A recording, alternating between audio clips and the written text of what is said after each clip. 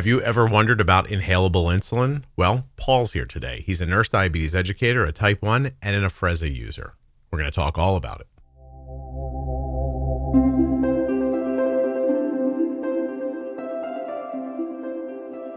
Here we are back together again, friends, for another episode of the Juicebox Podcast. Nothing you hear on the Juicebox Podcast should be considered advice, medical or otherwise. Always consult a physician before making any changes to your healthcare plan. Don't forget, if you use my link, drinkag1.com/juicebox, you'll get a free year supply of vitamin D and 5 free travel packs with your first order. And if you go to cozyearth.com and use the offer code juicebox at checkout, you're going to save 30% off of your entire order.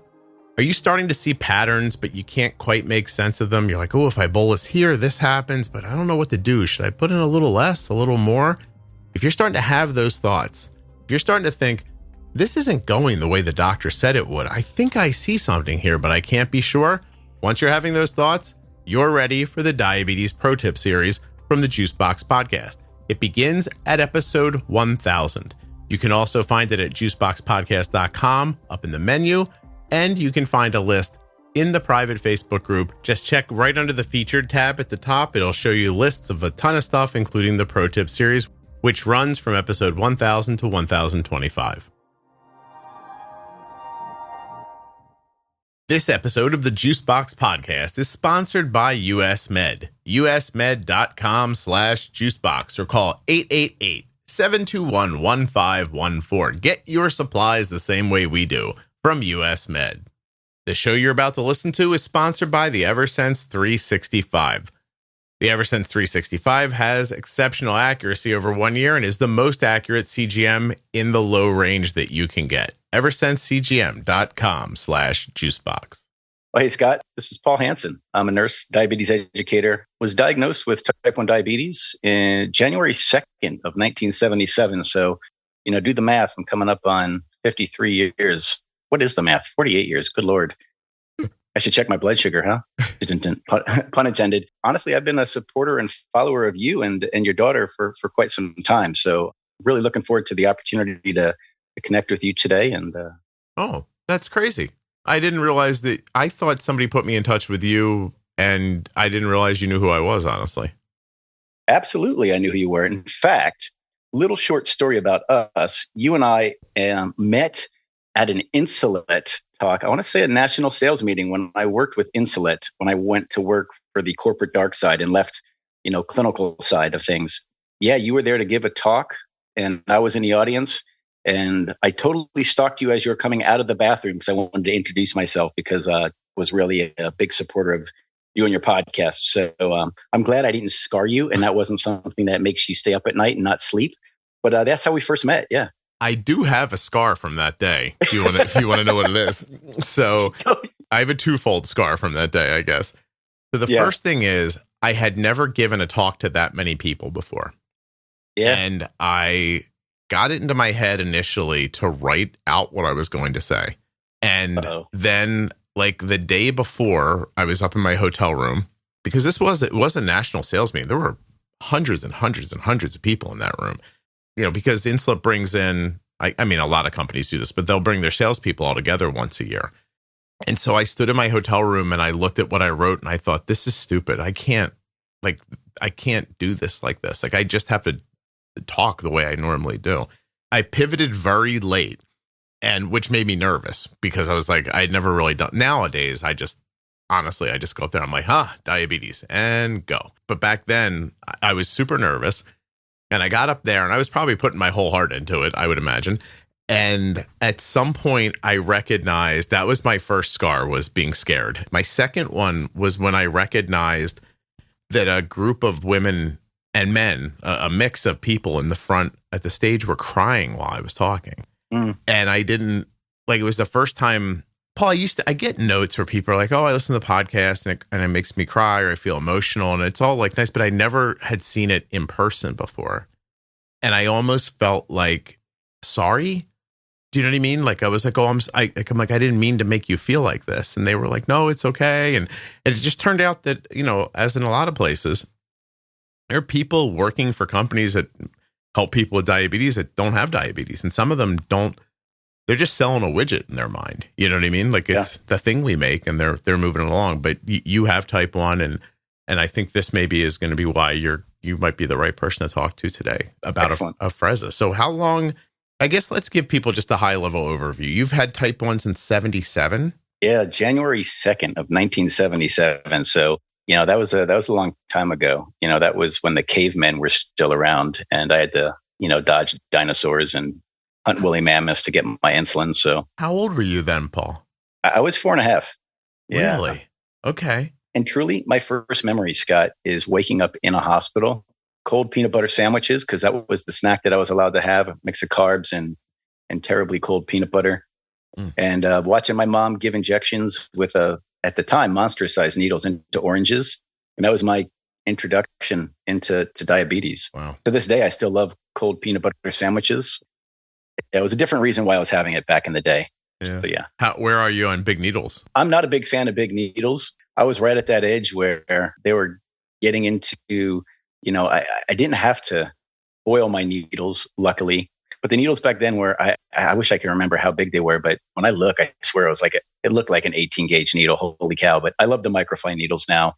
And actually I dose every day with an ultrafine needle with my long-acting insulin Tracebo. So needles don't bother me. I've given a gazillion injections, but it's not something I signed up for. Yeah. So, all right. So you managed back then, 4 years old, your mom, your parents managed back then with what? Are you? Oh gosh, that was Ultra Lente. Mm-hmm. And then, Ultra Lente. And I was using porcine insulin back in the day. So insulin made from, pigs. Eventually, there might have been a mix of bovine in there. I'm not super clear on that, as you can imagine. Sure. Then eventually NPH came out and regular insulin was pretty amazing. So I was doing that and I was injecting just once a day, believe it or not, for years. I had and this speaks to the uniqueness of diabetes, but my NPH lasted for an abnormally long time, to the point where I would actually get nocturnal hypoglycemia quite a bit at night. And so they NPH in regular in the morning and then a little dose of regular in the evening. And that's what I managed for, honestly, all the way through college. Really? Yeah, it's crazy. And then Lantus came out for me, and that was such a game changer because you have diabetes. You're like, oh my goodness, I wish there was something more physiologic. And so when that came out, I got to go through the amazing fight with my insurance company, which I won't mention which one it was, about how I needed to have it. Long story short, I just said, hey, no worries, man. Just look forward to an ambulance call in the near future, with the MPH, giving me issues in the middle of the night, and it'll be a good time. And you can pay for that or you can pay for my Lantus. Yeah. Then they were happy to move along then. Yeah, and then they paid for the Lantus. Yeah. So. Sometimes you have to say things on phone calls to get your meds. That's for sure. I've done it a number of times in my life. Yeah, but you did regular and MPH through college. Yeah. Remember, I was born in 1972, so we'll date me. Yeah, that's awesome. Wild. Yeah. So, do you remember what your outcomes were like then? Like going back to college, for example. I do. You had to be very regimented when you were on MPH. And even with that regimentation, there was still going to be variation just because, the human body does what it wants to do based upon all the things that you're doing. So I would have to make sure that I had a snack with me in between as I was walking through what's called the quad. I went to Case Western Reserve University in Cleveland, Ohio. Mm-hmm. And if I didn't have a snack, I would actually start to tank and get low in the middle of my walks. And of course, there are times where you're running late in one class and you're trying to get to the other because attendance in college, for some reason, in certain classes, in this case, I think it was statistics at the time, nursing statistics, you had to be in your butts in seat before the class started. So there were times where I would walk into a class and I'd be breaking out into a sweat. And it wasn't because I had to run to class. It was because I was now having to fight off a low. Yeah. Next thing you know, I'm guzzling down a can of soda, because that's what it was back in the day for me. Mm-hmm. Yeah, geez. Well, okay. So when you go to Lantus, I want to kind of jump through. I want to understand the different stops you've made for management along the way. So Lantus is still your MDI there, I imagine. Diabetes comes with a lot of things to remember. So it's nice when someone takes something off of your plate. US Med has done that for us. When it's time for Ardent supplies to be refreshed, we get an email. Rolls up and in your inbox says, "Hi, Ardent. This is your friendly reorder email from US Med." You open up the email. It's a big button that says, "Click here to reorder," and you're done. Finally, somebody taking away a responsibility instead of adding one. US Med has done that for us. An email arrives, we click on a link, and the next thing you know, your products are at the front door. That simple. usmed.com/juicebox or call 888-721-1514. I never have to wonder if Ardent has enough supplies. I click on one link, I open up a box, I put the stuff in the drawer, and we're done. US Med carries everything from insulin pumps and diabetes testing supplies to the latest CGMs like the Libre 3 and the Dexcom G7. They accept Medicare nationwide, over 800 private insurers, and all you have to do to get started is call 888-721-1514 or go to my link, usmed.com/juicebox. Using that number or my link helps to support the production of the Juicebox podcast. Why would you settle for changing your CGM every few weeks when you can have 365 days of reliable glucose data? Today's episode is sponsored by the Eversense 365. It is the only CGM with a tiny sensor that lasts a full year, sitting comfortably under your skin, with no more frequent sensor changes and essentially no compression lows for 1 year. You'll get your CGM data in real time on your phone, smartwatch, Android or iOS, even an Apple Watch. Predictive high and low alerts let you know where your glucose is headed before it gets there, so there's no surprises, just confidence. And you can instantly share that data with your healthcare provider or your family. You're going to get 1 year of reliable data without all of those sensor changes. That's the Eversense 365. Gentle on your skin, strong for your life. One sensor a year that gives you one less thing to worry about. Head now to eversensecgm.com/juicebox to get started. Yeah, so I changed to Lantus. That was, I want to say that was 1991, to be honest, maybe 92. Okay. I might be dating myself. Apologies.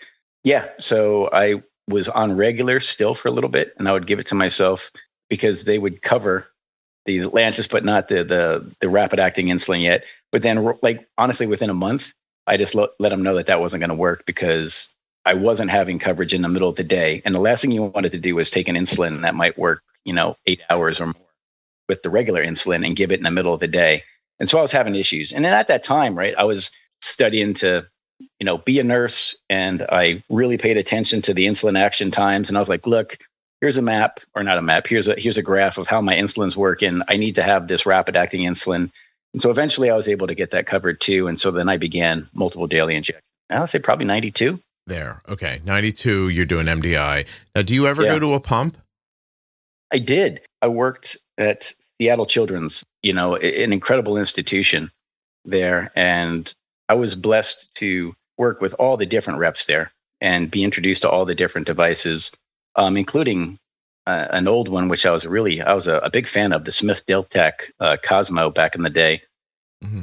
It was that introduction into the different pumps, seeing the results that other children were having and hearing what the reps were saying at the time, actually, and just my own personal need to make adjustments for basal based upon, at the time, I was a collegiate athlete too, playing soccer, having to adjust my basal rates. I wanted to have more precision over the dosing of my insulin. So I did. I started on pump therapy.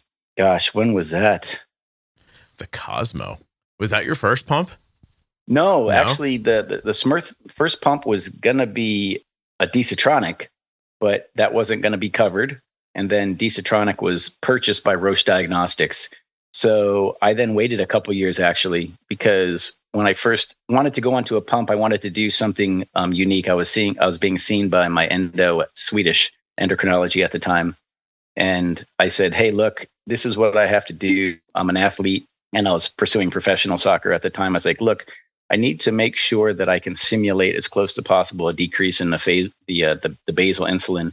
So I want to start on my pump with 50% of my basal daily being given by Lantus, and then the rest of the basal rate being figured out based upon that daily Lantus. And so I had to sell them on the clinical benefits of that. And I said, well, look, one of the things that you teach is if you have a site failure, there's a chance that you can go into DKA faster. I go, wouldn't you think that it would be better if I have this 50% basal to minimize that risk? And that was actually what allowed me to go onto a pump with 50% of my basal being given with Lantus insulin at the time. That was probably 1990, or no, not 1990. That was probably 2000, which is crazy, 2006. Well, 2006. Yeah. I'm wondering, like, you're making charts to tell people like, hey, I need this, like that. Do you think it was the fact that you were in nursing school, or is it more about how your brain worked? Like, why were you tracking it? I mean, I've talked to so many people who are like, look, they told me how to use the insulin. I put it in. It didn't work well. I didn't do anything about it. Like, why were you so on top of it? Why were you the one suggesting bigger ideas? Yes, this is actually part of my story, Scott. I think a large part of it is, yes, I was a nursing student, but I think I was a nursing student because at a very early age, on my 8th birthday, or my mom asked my endocrinologist, not the most healthy individual, I'll save the specifics, but asked if she would have risk of having grandchildren with diabetes. And in an effort to try to minimize her angst, he actually said something that was pretty crass. And he said, if you have other children, you won't have to worry as much about it, but you won't have to worry about it with Paul either. A, there's a small chance, and B, he'll probably have passed by the time he's around 30 years old. So now this is on my 8th birthday. And you're a kid, yeah, and you're sitting on the doctor's table, and your legs are swinging, Scott, and you're just like, dum dum dum dum. I'm going to get a sticker. It's my birthday, woo! Mm-hmm. And everything just stopped. And to be transparent, I was a meek little kid at the time then, because I went from being the tallest, most rambunctious kid prior to diagnosis, according to photos and stories from family, to being told that I couldn't participate in gym class. I was on a calorie-restricted diet, and I went from being about a head size taller than everybody to up until I was, 12, whatever, having calorie restrictions and clearly like being the shortest kid and not being able to participate in anything. And so I became very meek because I was told I can't. You're sick. And so that was pretty tough. So on this 8th birthday, I got that note from the doc, as my mom is now crying. Yeah. And she just wanted to know about the risks of grandchildren. And he said, he had the bus out. Make some more babies. This one's going to die soon. Yeah. It was really happy birthday. So I got up, I hopped off the table and I walked out. My mom kind of lost her shit at me because she didn't understand why I was leaving. And I was in the lobby. And she came back. She's like, you need to come back and apologize to Dr. Blank. I'll leave his name out of this. And why don't we call him Dr. Apple? How's that sound? We can, yeah, Dr. Apple. There we go. Okay. I said, Mom, I'm not going to apologize to Dr. Butthead. I'm going to say Butthead. Scott. Yeah, fine. Whatever you're good with, Paul. Yeah. And I was like, I don't want to see him anymore. She's like, you will get back in there and you will apologize now or you're grounded. So I feel like that's kind of when I just woke up. Not the conversation with my mom, but that day. Mm-hmm. So I walked back in to see Dr. Butthead and I let him know. I said, look, Dr. Butthead, you're fired. I don't want to see you anymore. You're not my endocrinologist. You're going to die a whole hell of a lot sooner. I didn't say hell if I was an 8-year-old, but you're going to die a lot sooner than I will. Have a good life. And I looked at my mom and I said, happy birthday to me. You can ground me. And I walked back out. And that night I gave myself my first injection. Oh, wow. It took about a half an hour because I had to overcome the fear of jabbing myself with this needle. And it lasted, that fear, for quite some time. And I've got a funny story afterwards about, what the solution was. Yeah, I think that's getting back to your original question. I think that's why I became so focused on not being limited because of my diabetes. So I truly believe no limits, no limits. Do you remember? I mean, that's, first of all, astonishing that at 8 years old, you're like, I'm drawing a line in the sand right here. How did your mom respond? Did she relent on the grounding thing? Did she see your side of it ever? Because it's 1985. She also could have taken you out to the car and beaten you amongst your head and shoulders. So I'm not sure what happened exactly. Oh, well, so actually it was 1980 at the time when on my 8th birthday. Oh. She did not relent. You don't know my mom. I was definitely grounded. So I still gave myself my shot that night. And what I decided that day, it was something I felt, Scott. Like this guy couldn't even take care of himself, and he's going to put this diagnosis on me. And I had been limited already so much that I said, no more. And I started to learn about the insulin even more. The next weekend, I forged my parents' signature. I'm really kind of speaking a lot to my character right now, so I apologize. Did you buy a car? What were you doing? No, to play soccer. Oh, okay. Yeah, because I wanted to play. I wanted to go be a kid, and I knew if I could have, my mom and dad were excellent about making sure I always had snacks around, because hypoglycemia was nasty back in the day. And I've got some really scary stories about just paramedics being called in, the course of adrenaline that's running through your body, and them having to call in 2 sets of medics because you're just whooping everyone's ass as an 8-year-old, kid, weighing nothing. And so it's not a great thing. It wasn't a great feeling. I decided that with this, with sodas and juices and other things, I was going to go play soccer. And when I was found out that I did that, of course, I was grounded for that as well. But I just said, look, I'm going to be dead by the time I'm 30. So I'm going to have died playing soccer. Yeah. Why not? Soccer. I don't even think I might get the women. So I got to. I got limited horizons here. It feels like. How long did you go along thinking you were going to die in your 30s? Not long. It was after soccer. Basically, I put that out of my mind as You proved it to yourself. You're like, if I did here's another thing they told me I couldn't do. I did that. So they might have been wrong about all this stuff. It wasn't even that. I was going to do everything to spite Dr. Butthead. And I was going to learn everything I could and try to do the best that I could. And I knew at a very young age, you can see and feel. If you think about it, we didn't have sensors. We had test strips that you're checking your blood sugar, but you were limited on how many times you can check your blood sugar. But as a person with diabetes, you can feel when your blood sugar is high. You can feel when it's low or it's coming on. Others without diabetes might not understand this. There would be times where I would sneak something. I would sneak a donut because I was done being told I couldn't have a donut or this, that, or whatever. And all of a sudden my muscles would ache, and I would go and pee on the ketone strip and make sure it wasn't getting too high. But it would show that, you're spilling glucose and all that stuff. Yeah. And so I saw the cause and effect.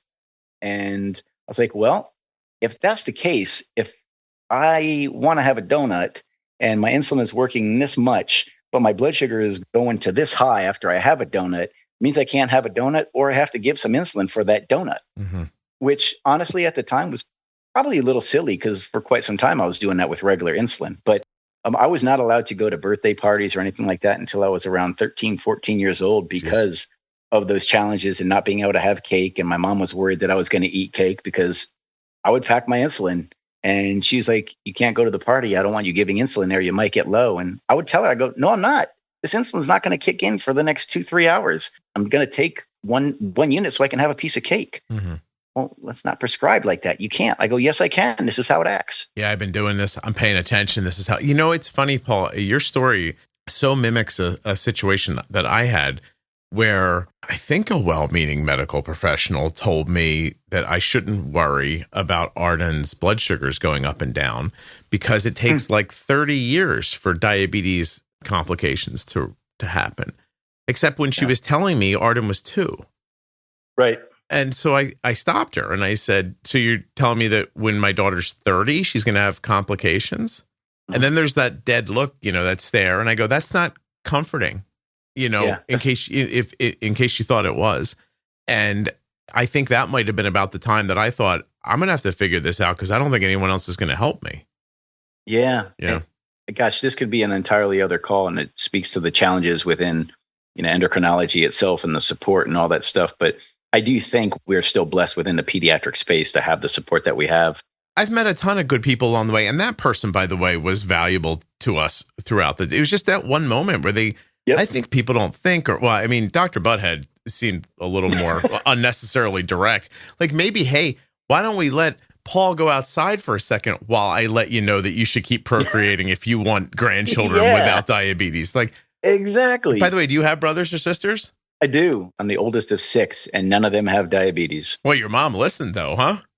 Yeah, man. She's like, I'll get the work. She cranked them out. And I didn't even get a sticker that day, Scott. Well, the downside of this is your dad probably loves the doctor. or does he? He also has 6. So I think what we're highlighting here, and I'm glad, that you were able to share this, because I'm trying to figure out how you get to inhaling insulin, because it's a leap. But now it's not a leap for a person like you. And so now that makes more sense to me. So you did pumps. I'm going to jump ahead now to Afrezza, if you don't mind. I'm sure you tried pumps along the way, everything else. Where do you first hear about inhaled insulin? What makes you start trying it? What did you experience early on that kept you going? Yeah. I met Al Mann at an ADA event. I want to say might have been the one in Washington, D.C. It was some famous anniversary for the ADA. I can't remember what year it was. Al Mann himself was there in front of a video screen talking about this insulin. And for anybody who doesn't know Al Mann, he's behind the creation of this inhaled insulin, Afrezza. He created the company Mankind. And I was so enamored by what he was discussing and the implications that it could mean in the diabetes space. Let's step back a little bit. Selfishly, just for me, as a person that wanted to have something that was more physiologic. I would still at the time have challenges with my pump, and it was always centered around meals.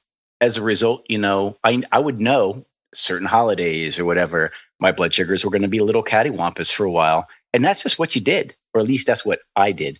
What this meant for me was there was an opportunity, and see if it could help with those challenges. Like, honestly, Scott, I seldomly would have cereal until I started on Afrezza, because it was going to be a shit show. I could guarantee I was going to shoot up into the 300s. And then I was definitely going to stack my insulin, because, you try to get on top of that. It doesn't matter if you give it 30 minutes beforehand, at least in my case, because everybody with diabetes is different, I would still go up. And that was just based on, the cereals. And so I was like, man, this is a physiologic mimicking insulin that's getting in through the lungs, which means it's getting right into the bloodstream. They differentiated it from the inhaled insulin Exubera, which, came out when I was working at Seattle Children's. And I was like, this could be a game changer in the diabetes space. So I watched it for a while. I kept watching it.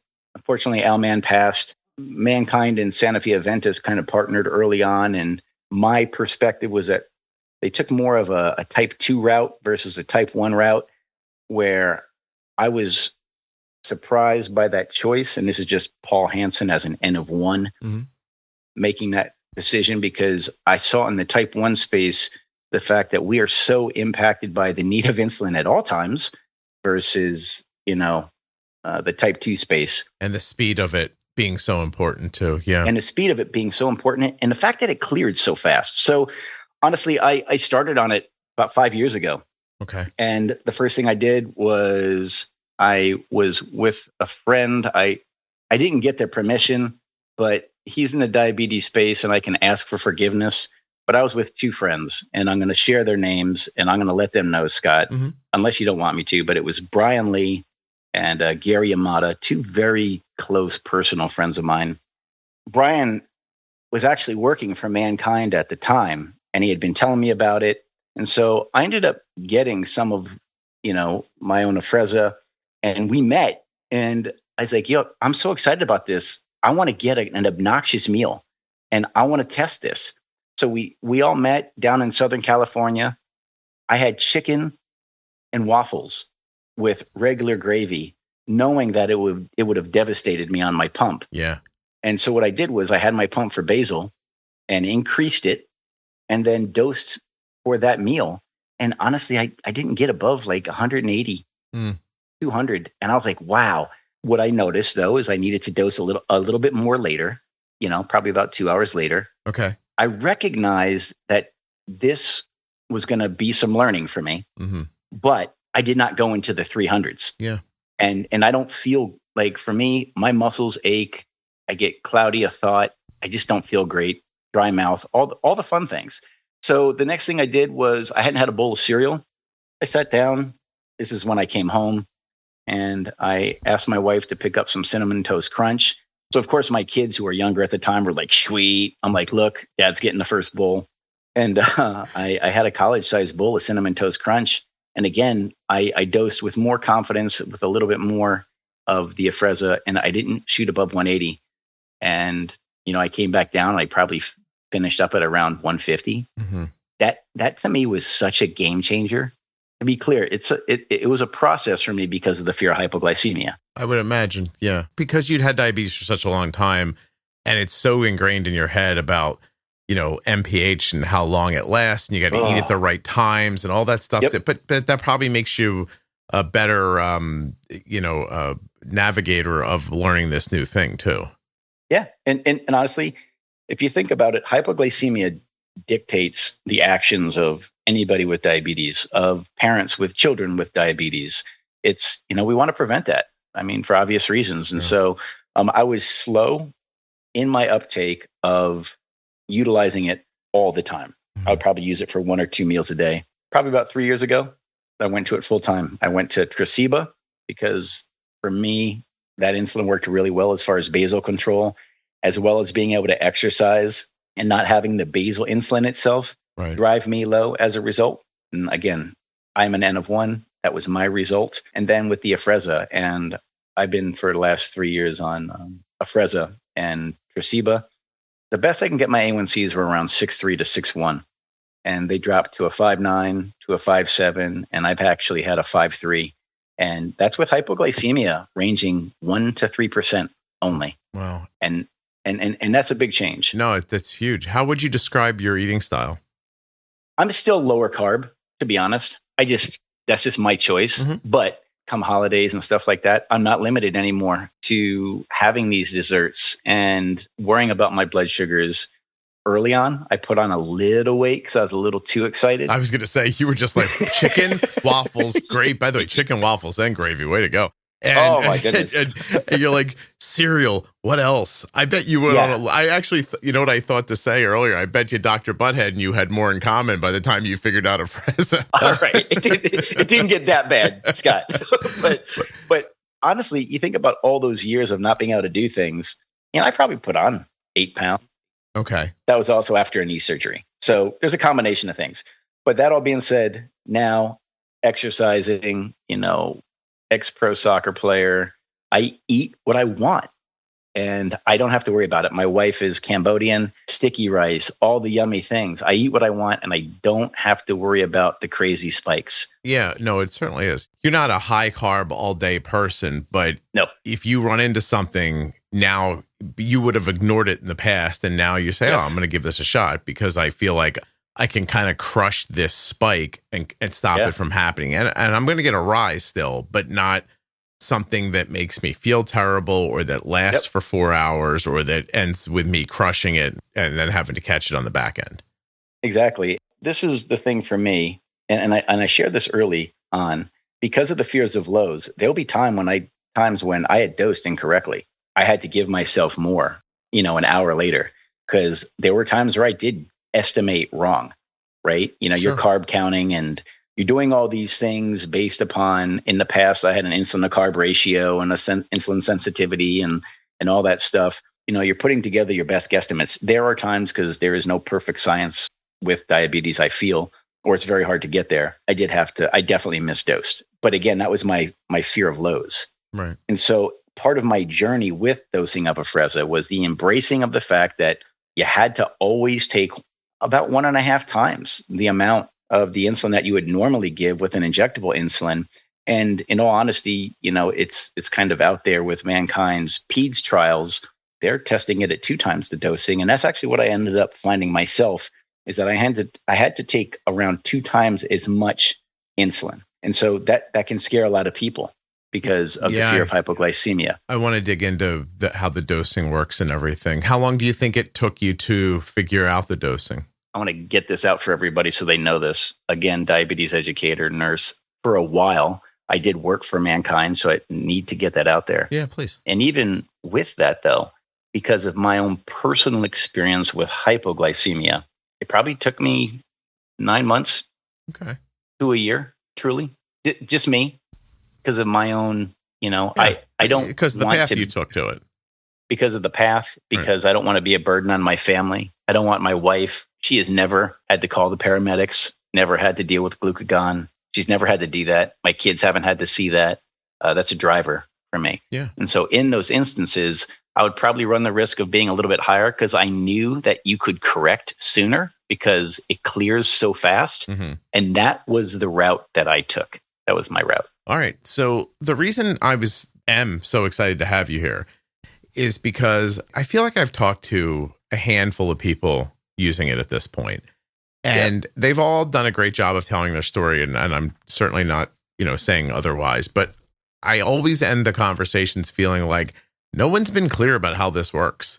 Like, you know what I mean? Like, I know with like you're using liquid insulin, it's insulin to carb ratio, it's insulin sensitivity factor, it's, it's your basal, like it's these things, right? Mm-hmm. And now there's algorithms that are moving, dosing around for you within parameters, et cetera. And if you ask somebody to explain that, they can explain it. Yeah. Like, here's the formula I use to get to my insulin to carb ratio. And so when I count up 50 carbs, I'm 1 for 10. So I take 5 units and like that kind of thing. I ask somebody on Afrezza this and they're like, oh, a 4 and an 8 and a 12 and you do 2 and you wait 1. And I'm like, I don't know what you just said. Like, so, and what's worse is I don't feel like they know what they just said sometimes. Yeah. So please tell me. I'm going to try to expand upon it. Okay. The way it would, and I had trained patients on it and stuff. Starting orders for this are if you're taking up to 4 units of injectable insulin, 4 units of Afrezza, but anticipate that your end dose is going to be an 8, okay, for that meal type. Okay. Now, there is a precision that we perceive that we have with injectable insulin based upon some crazy things, such as we exactly know where we are physiologically. We have absolutely crushed our insulin to carb count, in spite of the fact that, there is, I think, allowed up to 20+% variability on the food labels as far as carb count and all these things. And, you've heard the story over and over that you could put a meal down in front of a bunch of registered dietitians and nurses who they do this for a living. And you're going to get such a wide variety of carbohydrate estimates, right? Mm-hmm. And so with that, we try to get as precise as possible. And I think we have tricked ourselves. If you take away the AID component, automated insulin delivery, and you just go back to generic MDI and pump therapy, we have convinced ourselves that we have got a very precise algorithm, and it's exact. Yeah, I agree with you. And that is just not true. Diabetes is complicated. When people say, I can do one thing one day, the same thing the next day, and 2 things that, Right. Like you're not. Exactly. Are you dehydrated today? Were you less active yesterday than you were the day before? Like, you do your best you can, right? Like, and so I assume the same is with Afrezza, but like, just to start off by saying like, hey, if you're, injecting insulin right now and you're moving to Afrezza and normally this meal is 4 units, well, it's probably going to be 8. But you also just said that the studies might indicate that it could be 16. So like, how do you figure it out? This is exactly what it is, right? You take what you would be given at that meal and 1.5 times it. And you then round down. And that's for safety, for fear of hypoglycemia. Mm-hmm. You then check your trends 1 to 2 hours later. And if you're having to correct 1 to 2 hours later as a result, that then means that dose was off probably by 4 units in that case. Mm-hmm. And just like anything, just like when you go onto a pump and you're having to call into the diabetes educator and you're having to have basal rates adjusted and you're having to have insulin to carb ratios adjusted based upon 2 or 3 days data, and then you're having to do the same thing 2 weeks later because now that data is incorrect and it's not working any longer. The same thing is happening with your Afrezza. Okay. It's an if-then statement. From a safety standpoint, 1.5 times round down. If you then need to correct at that carb count with that meal type, then next time give yourself, in an example like this, an additional 4 units. It's really that simple. And I view it as simple because I've done it, even though it took me a year. But for me, it was fear of lows. That was that reason. Right. Not the precision. And what I have found is that I can look at a meal and it's more carb recognition versus carb precision. Yeah, like this meal takes about this much. Yes. Yeah, I mean, that's how I taught my daughter to do it as well. Right. Yeah. And for anybody that is how could I say this, at risk of underdosing and then later on stacking? Or let's talk in general. How hard is it to dose 15 minutes to a half an hour, depending on your blood sugar, in advance, so that insulin is ready to rock and roll as you're digesting your mixed meal with, fat, protein, carbohydrates, et cetera, et cetera? It's not easy. And so the challenge that we see with a lot of patients, and I've faced this when I was in the clinical setting, as well as, on the joke, I say the commercial dark side of things, is that patients know so many times that if they sit down and they're giving their insulin at the start of a meal, the perception is that they're failing because of how hard it is. Oh, sure. Yeah. So that kind of stinks. And so for me, the reason I chose to go on Afrezza was I got to that point where I recognized carb recognition. And if I needed to, an hour later, I can give myself a correction. And I hear a lot of docs saying, oh, I can't even get them to give their insulin. How are you going to get them to take it more insulin an hour later? I would always just push back and be like, hey, just with all due respect, diabetes is hard.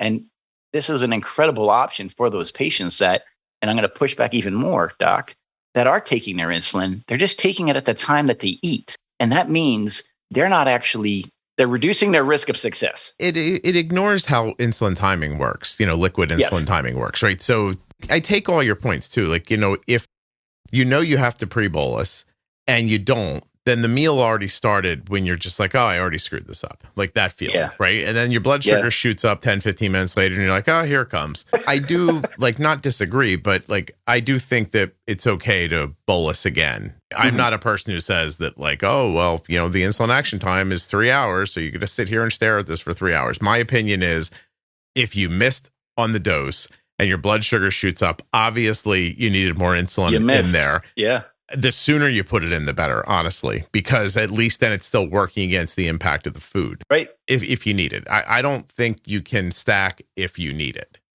Basically. Yeah, and I agree with you in that case, right? Because what happens is, A, you messed up on the carb count. B, now your blood sugar is climbing.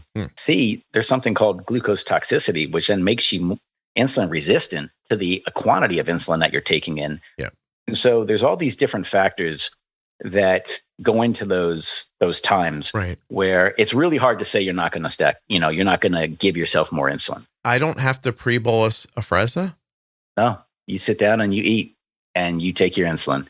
And for those with say gastroparesis or others, they can actually wait until their CGMs are starting to trace up and then they dose. Then hit it there. This is the way it works. You inhale, it's in your lungs in less than a second. It's in your bloodstream in less than a minute. It's already an insulin monomer, which is the usable form of insulin, which the hexamer, or a monomer bound upon itself 6 times, is actually breaking down into in the body to be in a usable form. And now you're inhaling it. It's a monomer. It's in your bloodstream in a minute. And, it's peaking it's starting to have a measurable effect in around 10 to 12 minutes. And this is all in the prescribing information, the PI. Yeah. It's mimicking a peak of physiologic insulin when you have a closed clamp study of around 45 minutes. Right. And then the insulin response for somebody without diabetes. So it's pretty amazing, to be honest. There is the nuance of having to learn how the heck do I dose with this? And how do I overcome my fear of lows with this? I do want to say real quick, and we can put a pin in this, I also think the lows are different with an Afrezza than other insulin. I'm not in front of the fridge inhaling because I know I might have 3 more hours worth of insulin in me if I do get a low. Instead of taking 15 grams now, I might take 4 to 6 grams. And I have these gels that I take that are, around 8 grams of carb, because it really just depends on when are you having that low. If you're 45 minutes to an hour into your inhaled insulin, God, it's almost out of your system. So you don't need 15, 20 or a fridge full of food because you've got hours of insulin, sitting in your system. So there's that benefit as well. What number do you call low? For me, 70. Okay, you would treat a 70 if it was falling? If I was falling at a 70, I would definitely treat that. I will tell you also something unique about Afrezza. My understanding with the CGMs is that their algorithms are based on 20-minute predictive values, right? And CGM technology is changing a ton, so I apologize if I'm misspeaking slightly about any of the newer ones that have come out. But it's predicting where you're going to be. Well, the rate of change with Afrezza, because it's so fast, is different than injectable insulin. And so there are times where I've actually had a blood sugar that's been 100 and it's had a double arrow down. And I was like, hey, when did I take my Afrezza? And I look and it's like, oh, it was 45 minutes ago. Mm-hmm. I don't stress about it. I watch and I wait and I see how I feel. And 15 minutes later, my CGM will level out and I might be 92, 95, but it thinks because of that rate of change that it's going to continue for that a long duration, because that's what happens with injectable insulin. Let me ask you a question on injectable. If I said the phrase, you can feel the fall, you know what I'm talking about, right? Oh, absolutely. Oh yeah. Does that happen with Afrezza? I have not experienced that. Okay. However, well, now I want to back that up.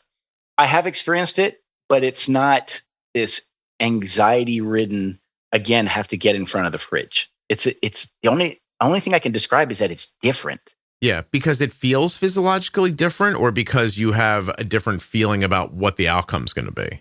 Combination of the two. Okay. Right. There are times where if I've eaten a fattier meal and it's slower to absorb, I have actually started to go low. Mm-hmm. It's made me nervous, especially if you're out and about with people. And so I will take an 8, a quick 8, a hit of an 8-gram gel, and I'll just continue to watch. And there are times where I've actually felt it and I started to sweat. That's another one of my physiologic things is I start to sweat, and it doesn't happen frequently. But when it does, those gels come out pretty quick. They help me very quickly. Yeah. And then what happens is I know that fatty meal is going to drive me up later. So I just watch it. I was going to say, I'll dose again later. Do you use Afrezza like thinking back to like an old square wave bolus or an extended bolus? Like yeah. The dual waves and all those? Yeah. Do you put in some, let's use like a real cheesy meat lover's pizza idea. Oh, 100%. Do you put a little bit in up front and then come in, 45 minutes, an hour later and hit it harder? I am so glad you asked me that question because, man, pizza is such a pain in the butt. But yeah, let's get even crazier. Let's go, thick crust. Let's go, Chicago style pizza. It's not really pizza, but go ahead. I'll allow this. Go ahead. Okay, I appreciate that. I know you're from Ohio and everything, but I don't think that counts. But go ahead. It doesn't. That's actually, that's a gut bomb. I hear you. But I'll dose more up front. Then I'll dose 45 minutes later. Mm-hmm. And I do dose every 45 minutes, just to be clear with pizza. Is the concoction of the fat and the meat and everything and the carbs. I want to get on top of the carbs that are going to break down quickly.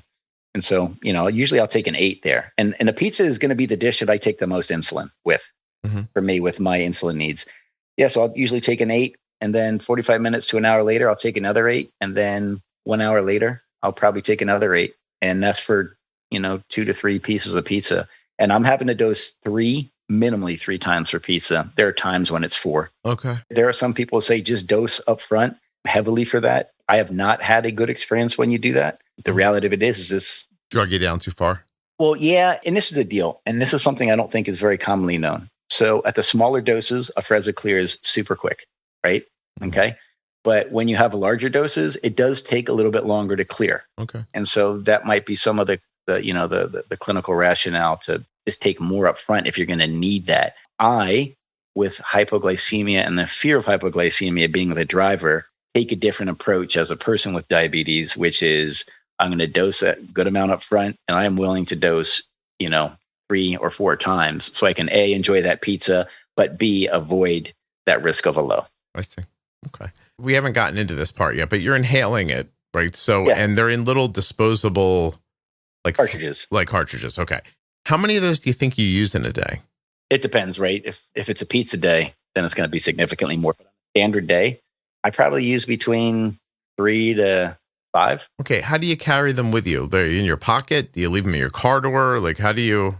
Imagine an Altoid tin, right? I went to training patients and and for myself, I just went on to Amazon and I found these black tins that look like Altoid tins because I didn't, want them to be minty fresh smelling as I inhaled them. And I get that. The inhaler goes in there and then I take out the cartridges that I need for the day and I put them in there. I take them out of their foil wrapped and I put them in there and I carry them with me. And so once you've taken them out from that little foil wrap and they're loose, they're good for 3 days. Okay. Out of the like refrigeration or not refrigeration? No, out of the foil wrap itself. So got a larger foil wrapped package, and then in it, right, that's got rows of additionally foil wrapped containers, right? And each row has 3. Okay. So you'll have 30 in an entire foil wrapped package. What I do is I usually take a row of 5 out. So 5 times 3, so 15 cartridges.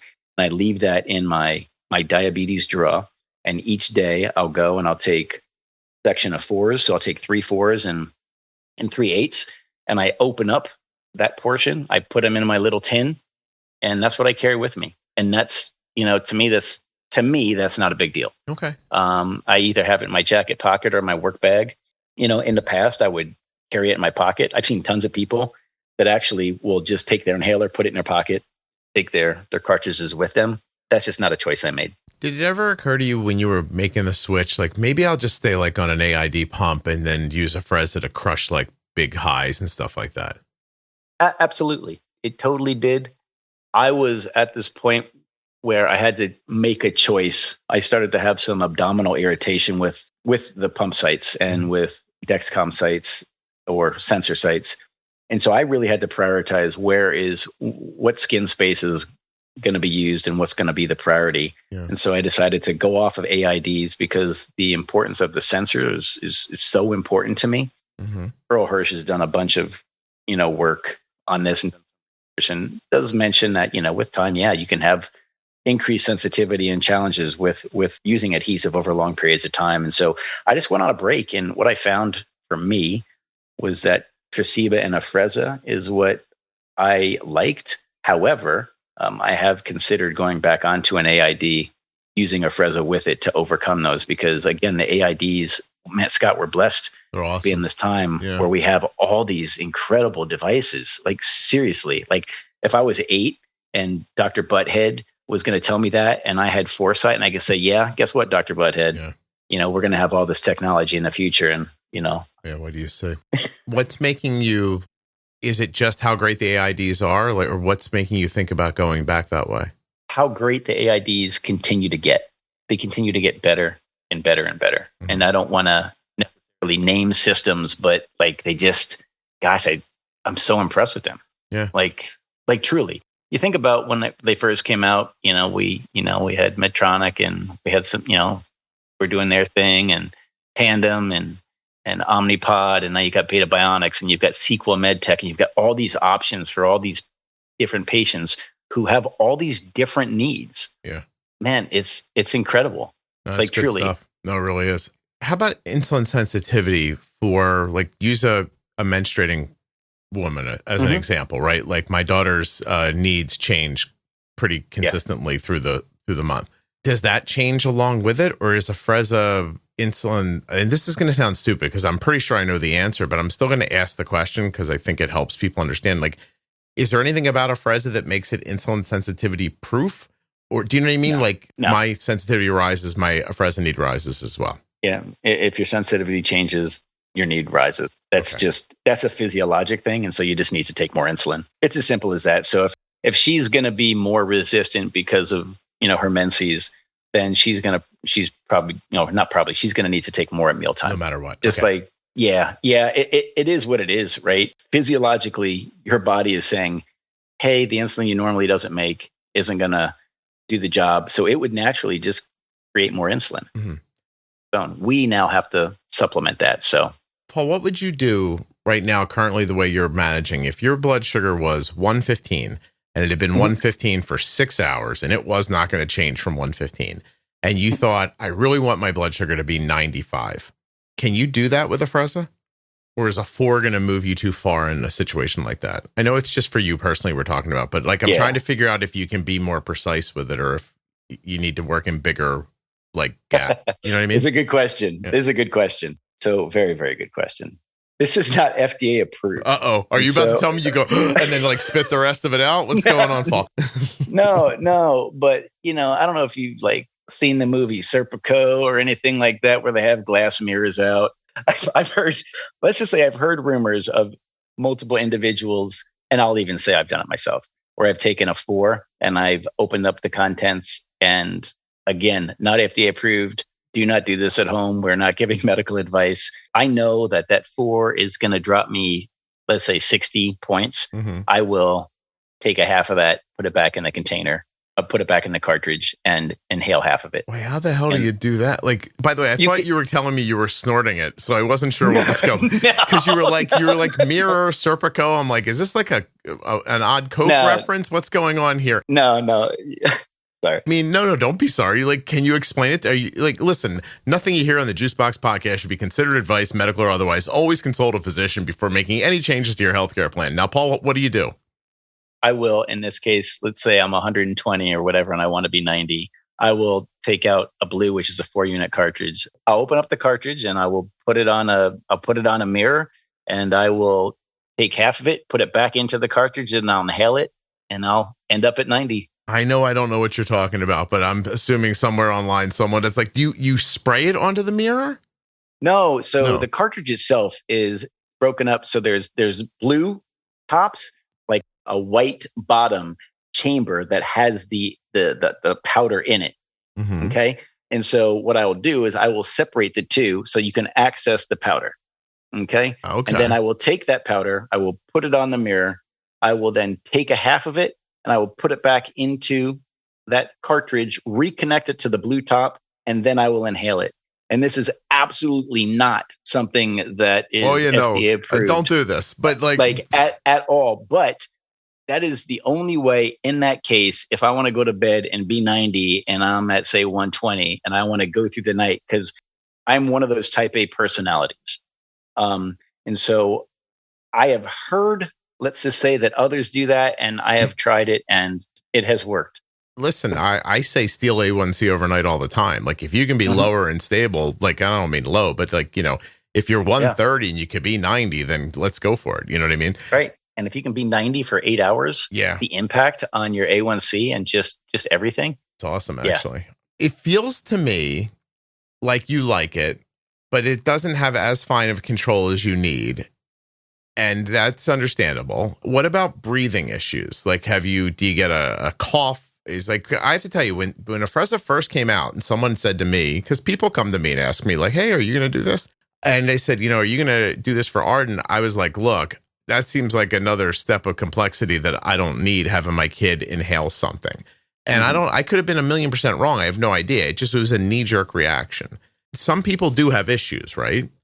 Again, if you take a look at the prescriber's information or the PI, again, it's not recommended for anybody with asthma or COPD, because there is a risk of bronchospasm. But if you think about inhaling, some type of MDI inhaler, or even, some other inhalers that are preventative for asthma, and you're inhaling a powder, you run the risk of a cough. Mm-hmm. It is what it is. You're inhaling a powder. So at the larger doses, if you just start and you're somebody that has a larger insulin need, yes, there is a risk of having a cough. The cough is non-progressive and it tends to dissipate with time. There are also strategies that you can use, such as taking a sip of water before and after, to minimize that risk. When I started, did I get a cough? I did not with the 4-unit cartridges. Sometimes with the 8-unit cartridges. You have to be aware of it. It's something that tends to go away pretty quickly. Usually about 2-3 weeks if you get that. Did I have throat irritation? I did.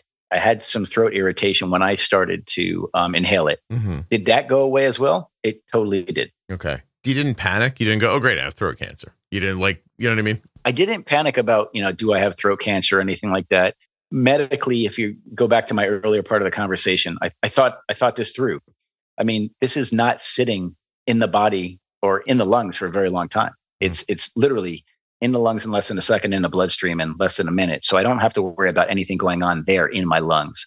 Throat cancer or anything like that is dissipating and it's being broken down. I mean, it's getting out of the body. And the FDKP, which is the carrier particle, it's called formaldehyde ketopiperas, it's inert.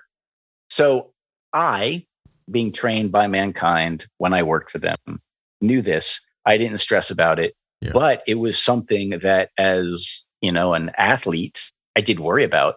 They have you do an FEV1 or forced expiratory volume, which is part of a larger thing called a pulmonary function test. They have you do that at the start, and providers are able to follow that and see if you have any, change in FEV1 or, your forced expiratory volume. I do not. Some people, can have a change of, they say if you have a 20% change from your baseline, then your doctor should consider whether or not you come off of therapy. Okay.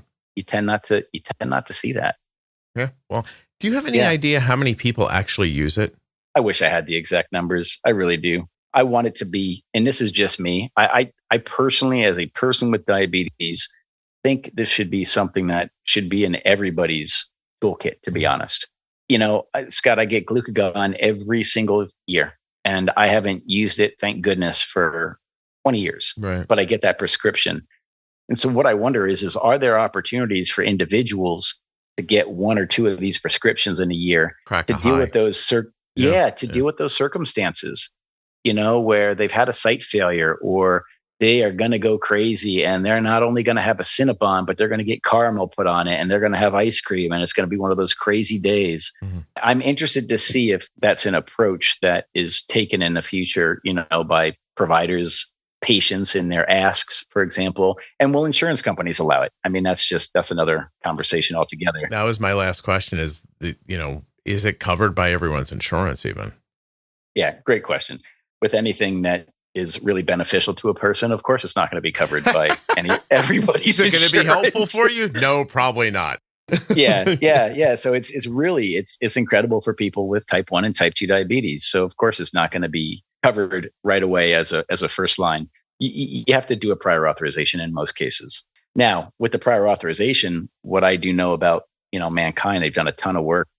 They've got a process where you can get it covered with that prior authorization. So that's not an issue, honestly. It's just, you have to continue to fight. And it was the same thing with CGMs and pumps, sure. Honestly, for upwards of like 10 plus years until the clinical long-term efficacy of this was shown. The thing that scares me about Afrezza is first of all, generally speaking, I agree with you. I wish more people had access to it so they could try it and we could get a better understanding what people think, because you always end up talking to somebody who's just like, all in because they know, but it's not growing. You know what I mean? Like, when you hear people talk about like, I loop, and it makes it sound like everybody's looping, but really there's not that many people doing it compared to how many people have diabetes. Right. Yeah. Like that's the other idea. Like, I wonder if, is it going to get its day in the sun? Because it's been around for a while. It's passed hands already, you know what I mean? From companies. Yeah. Like, how long before somebody's just like, this ain't catching on? Yeah. And then we don't ever get a chance to really, as a community, absorb, the knowledge that comes with trying it to see if it's a thing that could, spread. Does that make sense? Yeah. And no, it totally does. Yeah. And I'm going to answer your question with a question. Oh, good. Yeah. Do you think that overcoming clinical inertia is an easy thing to do? No, I think I actually have a job because nobody knows how to do it. Right. And so, I think there's a lot of variables that go into your question. One of them I do think is clinical inertia and comfort. Unfortunately, you've got providers now that are being forced to see more patients with less time and improve their outcomes, et cetera, et cetera. And they have got incredible staff that has done all this incredible learning to be certified on all these different devices. And now there's even more and more devices that then when you bring in something that is as unique and is different than insulin to carb ratio, correction factor, basal adjustments, X, Y, and Z, it causes a reset. And sometimes that reset can be hard. Yeah. So my hope is that it will be more commonplace and in more people's, bags, so to speak. I wonder if newer prescribers are going to be more apt to take it up because they've been given access to that in college as far as their training, et cetera, et cetera. I don't have the answer to that. What I do know is that the MannKind team continues to do an incredible job as far as, really promoting it and working with younger prescribers. Between you and I think this is something that was game changing for me. Yeah. And so I hope that there are providers that want to seek the education and the understanding about what it is so that they can offer it proactively versus reactively, because that's what I am seeing now. It's more reactive versus proactive. I think that is a place that would be really nice for, the product itself. What did you do for the company when you worked there?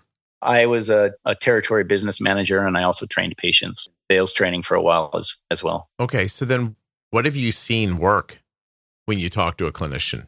And when it doesn't work, what do you think stops them? There is no magic bullet. I think it's persistence. I think it's getting that prescriber that has a few cases that are very successful. And then that's something that you can build upon. The challenge is getting those few cases. Other instances are you have a patient that comes in and from a grassroots standpoint, they're very motivated and they want to have the product. And you have a prescriber that has either been resistant or you just haven't been able to get into, right? Mm-hmm. Because that is a thing with a lot of healthcare systems. A lot of times these reps that are working their butts off, they can't even get in to have this conversation because the faculty is protected because they're seeing more patients, less time, having to get better outcomes. And so they can't be educated about it. So a lot of times it's the grassroots effort too. And so being able to support a patient or support that provider when they finally call and say, hey, I need to know what the heck this is. I don't have the silver bullet, golden, answer for that. I think it's going to take time. And I do think that it's continuing to grow. I've seen that in the space that I worked in and with the teams that I worked with, that it is continuing to grow.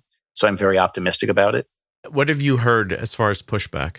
What's a doctor said to you? Like the thing I said, right? Like, I don't know. I don't want them inhaling something. I'm sure somebody said that to you, even though a ton of medications are inhaled. It's not an uncommon way for us to deliver medication. Yeah. What else have you heard people say that have been pushback?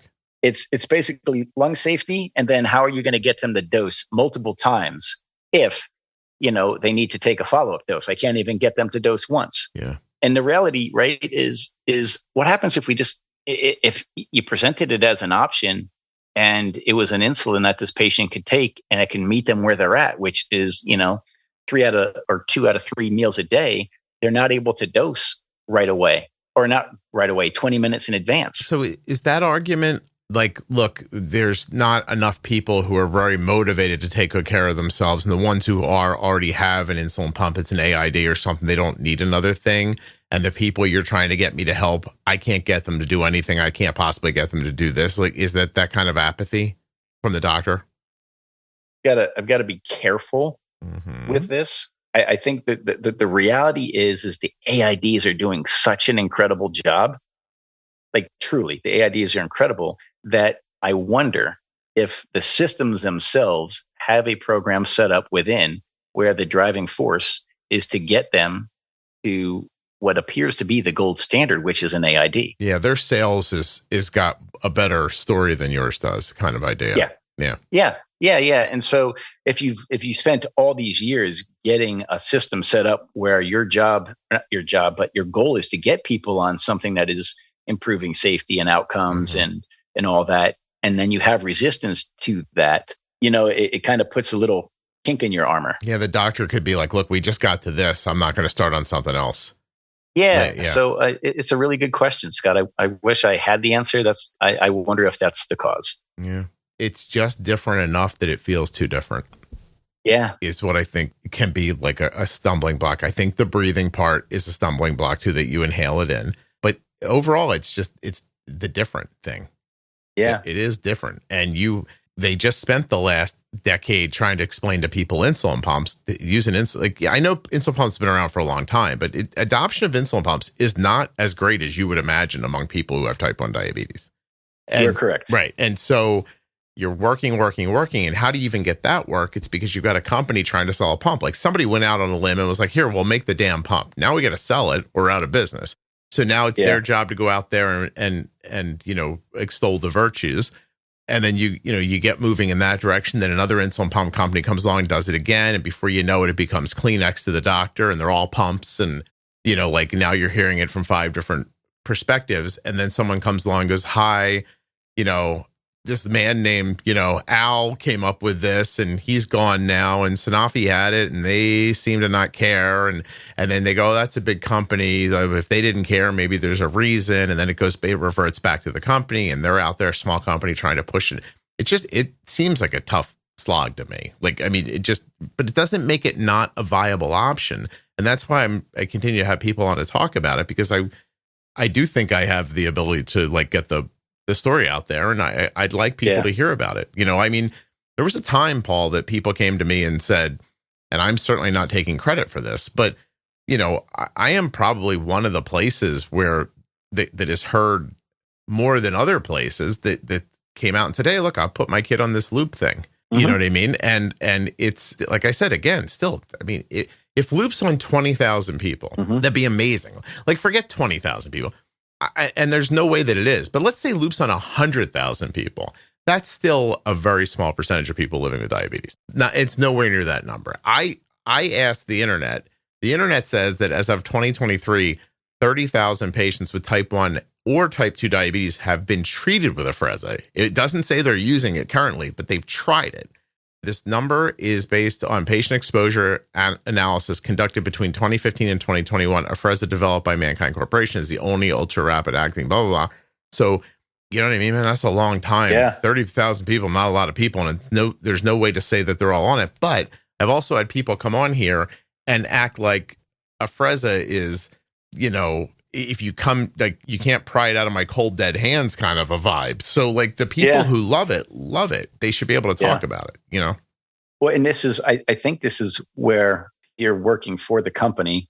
And again, I'm no longer working for the company, but I think if you are, right, the goal is to have your providers presenting that as a viable option because of the uniqueness versus not talking about it because of its differences and uniqueness, right? And so I'm going back to what we said earlier, Scott. We are blessed to be in a very different time than when I was 8 years old, sitting on the doctor's table with Dr. Butthead. And we've got all these incredible algorithms. We've got these CGMs that are continuing to push the envelope. And now it's technically Afrezza came out in FDA approved on June 27th of 2014. So it's been out for 10 years. We've got an insulin now it mimics physiologic activity. If you think about that, Banting and Best have to be doing cartwheels and backflips. Yeah, no. There's part of you that wonders if it's not just the whole VHS Betamax idea, those beta people were probably just like, wait, I don't understand. Ours works. It's better. The quality's better. The tape is smaller. You're going with VHS. Why? How? Yeah. I don't understand. You're doing the wrong thing. But that can happen. Also, it begs saying that when I went to a large children's hospital, a well-respected large children's hospital with my little kid, and I was looking for an insulin pump for the first time. I saw, this a long time ago, I saw an Omnipod, and no one wanted to support it. And so, I've told this story in the podcast, but I'll tell it to you because you don't know it likely. It was basically you go in this room, it's a conference room, and they had tables everywhere, and there were pumps, they were just laid all over the place. They were just selling these pumps oh my God, people were excited. And I walked the whole room. It was a big room. There were a lot of people in there. Over in this corner, this cutout corner of the room, was this small folding table, and there was something on it. So I walked over to see what it was. But as I got closer to it, I realized it just looked like somebody tossed the thing on it. It almost looked like somebody was walking to the table, got about 8 feet from it, and were like, I don't feel like going the whole way, and just pitched it off the wall, and it landed on the table. Okay. And you know what that was on that table? It was an Omnipod. And I picked it up. I went over to one of the people working there. I said, hey, I don't know anything about this, but my kid's little, and there's no tubing on this. That's really attractive to me. It's self-contained. So it occurs to me that if the company should upgrade it, it's not like they're going to make 1,000 different versions of it. You'll probably keep getting the upgraded version, at least more quickly than you would with something else. I had all these reasons why I thought it might be a good idea. And the woman looked at me. She looked at the pump. She goes, you don't want that. Now, this is a very long time ago, okay? Like before, right before Omnipod had its foot in the door. You don't want that. I said, why not? And she gestured to my daughter and she said, she's too thin for that. Now, time after that, I heard people who were approached the same way and told, oh no, your kid's too chunky for that. You're too chunky, you're too thin, you're too old, you're too young, you're too this, you're too that. What the hell? Like, how can there be so many reasons why this thing's not going to work for me? And I, of course, said, you and I probably have a lot in common. I said, well, I'm going to get it anyway. And then as soon as I said I'm going to get it anyway, then the scare tactics came about the insurance. Well, if you get this and you don't like it, you're stuck with it for 4 years. And blah, blah, and like this whole thing, right? Which it's not even the case anymore one way or the other because it's, it's not a durable pharmacy benefit now. Pharmacy benefit now. But anyway, it was your daughter's the wrong size. You don't want that. Then the scare tactic about the insurance. Then 2 years later, Paul, after one of my daughter's appointments, the doctor asked me to stay behind, said, can Arden go out in the hallway with the nurse? And I talked to you for a second. I was like, I know I did something wrong. This is coming. And I mean, she don't want to say it in front of, like, Dr. Butthead would have just said it in front of me. But at least, you had a good doctor. It's scary what's going to be said, but it turned out to be a nice thing. And she said, we want you to know that based on how well Arden is doing on Omnipod, we are going to start prescribing Omnipods to children out of this practice. Yeah. And I said, okay. Like, I was like, whatever. But I said, let me ask you a question. Why'd you try to stop me all those, a couple of years ago? And she just gets very still and quiet. And she says, well, in honesty, it was new and we didn't know anything about it. So we didn't want to try to support something that we didn't understand. And I said, maybe that would have been the best thing to tell me back when I asked about it. Yeah. Yeah. And Scott, I think you hit the nail on the head. There is pride and expertise that we go to when we walk into the institutions, and they have it, period. However, when there is something new, they might not have that same level of expertise, and that can cause a little bit of discomfort. Yep.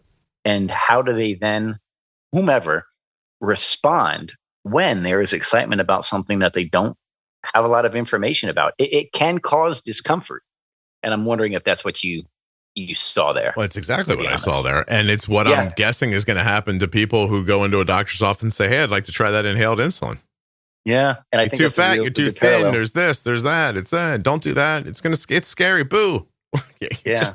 I heard you cough 5 years ago. You might not want to try it. You're not going to be able to breathe if you take that, right? You want to breathe. Breathing's important to you, isn't it? Like, the world keeps changing and I get, it's funny. I get scared sometimes. I think that what seemed like common sense 10 years ago now seems like bashing to people sometimes. I'm certainly not bashing anybody, but I think what you just said is right, is that people are still people. This is my job to teach you this. If I don't understand it, how am I going to? I don't have time to understand it. I can't learn about it, blah, blah, blah. Like, maybe it's a control thing. Maybe I want the control here. I don't want more than me. I don't know what it is. People are, humans are fallible and delicate, and they make all kinds of decisions for all kinds of reasons. But if you're making a decision about what you're managing your diabetes with based on something that's being said to you by, a person who you think you're supposed to listen to, I still think it's on you to do your diligence and find out if that's correct or not. I agree. Because Paul did it and it worked out well for him. I did it for my kid, and you're all welcome who lived in the Philadelphia and surrounding areas back then and got an Omnipod. But you know what I mean? Yeah. Like, sometimes you just got to push on. I agree with you. And the reality is everybody is going into those, pump nights or visits with a different type of energy and different things on their plate that day. And it might not be a great day for them to go in with that chutzpah that, say, you had and I had, for example. That's hard. And as a result, they might not push for that thing when it's new. And they might take the advice from somebody who doesn't have the understanding about the new thing. Yeah. You always have to wonder if you're being offered something because the salesperson's pretty and knows where the better bagels are. I'm not a good looking man, so I can't really speak to that. Oh, Paul, you're at fault on this Afrezza thing. I see what's going on. But but no, seriously, like if I'm the lady at the front desk at the doctor's office and it's my job to blah, blah, blah, and salespeople come in and I like that salesperson better, then I might be more likely to say the thing that they're selling when you ask a question. Oh, what's the best insulin pump? Oh, the best insulin pump it's the Tandem.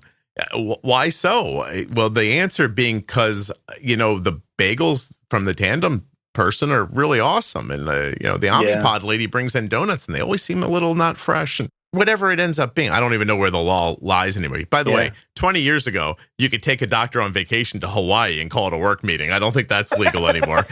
That's not. No. Yeah, no, that's not. But I still think you can bring a bagel or a pen or something or stand there and be delightful for 20 minutes. You know what I mean? I'm not a salesperson, but I think if I was, I could rule the world, Paul. Somebody's rolling into your doctor's office, turning on the charm, forget the bagels and everything else. The person at the front desk likes them. And then they go back to the doctor and they say, hey, I think we ought to take a harder look at this. They made some compelling arguments. Who knows what those compelling arguments were? You don't know. You kind of just really provided a really good summary, which first and foremost is the world is changing in so many different ways, but within the diabetes space, for example, humans are fallible, right? And so, based on whatever influences, they might not always be at their best when they're trying to help. So what that then means is as people with diabetes or families with diabetes that are really wanting to learn the most about the options out there, the hope is that with all the information out there, that information is easily found. And then when you're in front of that team, you can have an audience to have a really good conversation and make the best, choice for yourself. Yeah. I just don't care. I'm not just talking about Afrezza, honestly. Like if you want a GLP, go fight for a GLP. If you're in there and you think I want an Omnipod 5 and they're trying to give me a T-Slim X2, argue with them. If you're trying to get a T-Slim and they're trying to give you an Omnipod 5, argue with them. Like, you know what I mean? Like, geez, if you're in Minnesota, they're going to offer you a Medtronic, I guarantee you. Like, you know what I mean? So like, Paul's laughing. He knows the business a little bit. Yeah. Stick up for yourself a little bit. And when somebody tells you no, don't just say, okay, say why. And if that reason doesn't make sense to you, then you got a little more work to do. I agree. Yeah. And you can decide if you're going to keep this in here or not. But you mentioned, the GLP-1s. You're not going to be surprised about this at all. But as a type 1, I fought like the Dickens to get onto a GLP-1 GIP combo because I as I got older, started to have a little bit of resistance, and I was not used to that. And this is after, 5th knee surgery. I wasn't active, put on weight, all the things, right? Mm-hmm.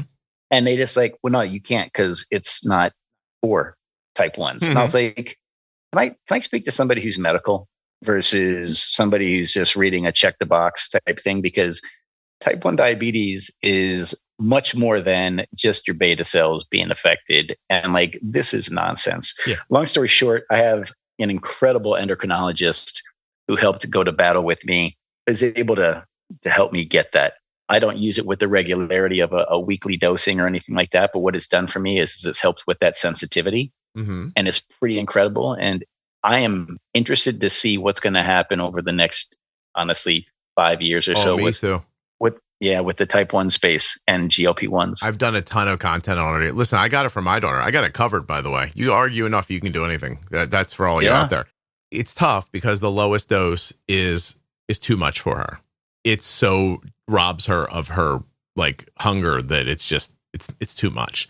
So we're working with like trying different doses, different time frames, but and then we actually have, we don't talk about this very much, but Arden has a pretty significant needle phobia that comes and goes once in a while. And so that's been a problem. I actually just got her a sample of Rybelsus to try that to see if maybe we can make some impact with that. But when she's on the GLP, her blood sugars are legit stable. And it is difficult to get her blood sugar over 140 when she eats. Isn't that crazy? Yeah, no, it's awesome. And so the sensitivity is amazing. Yeah, I am going to figure it out for her. But I also don't want her walking around not hungry. I don't want her you know what I mean? Like I'm not looking for that. So we're working it out. But yeah, no, I'll leave it in here. I have a ton of content about GLP. I'm a proponent. So no. All right, Paul, I'm going to let you go because if this goes any longer, my editor's going to charge me extra.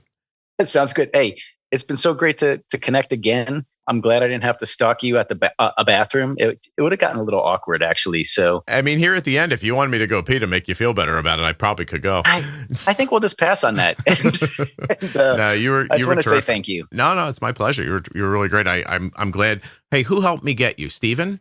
It was Dave Akers. Dave Akers. Oh, okay. Well, and Steven went to Dave. Dave going to you. Yep. That's right. Yep. Well, thank you, everybody who behind the scenes puts in this kind of effort to make sure we talk to good people on the podcast. So, yeah, thank you so much. Hold on 1 second for me, Paul. I did a good job, right? We covered it all? Yeah, I think it was a conversation. It's organic, which is, again, one of the reasons why I listen to you. It's organic. I appreciate it. All right, hold 1 second for me, man.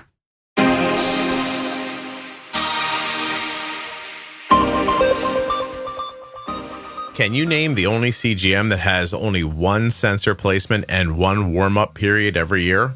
Think about it. It doesn't matter if you can, I can.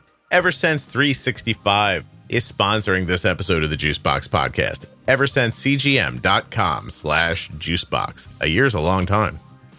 A huge thanks to US Med for sponsoring this episode of the Juicebox Podcast. Don't forget, usmed.com/Juicebox. This is where we get our diabetes supplies from. You can as well. Use the link or call 888-721-1514. Use the link or call the number, get your free benefits check so that you can start getting your diabetes supplies the way we do from US Med. I can't thank you enough for listening. Please make sure you're subscribed or following in your audio app. I'll be back tomorrow with another episode of the Juicebox Podcast. The episode you just heard was professionally edited by Wrong Way Recording. WrongWayRecording.com.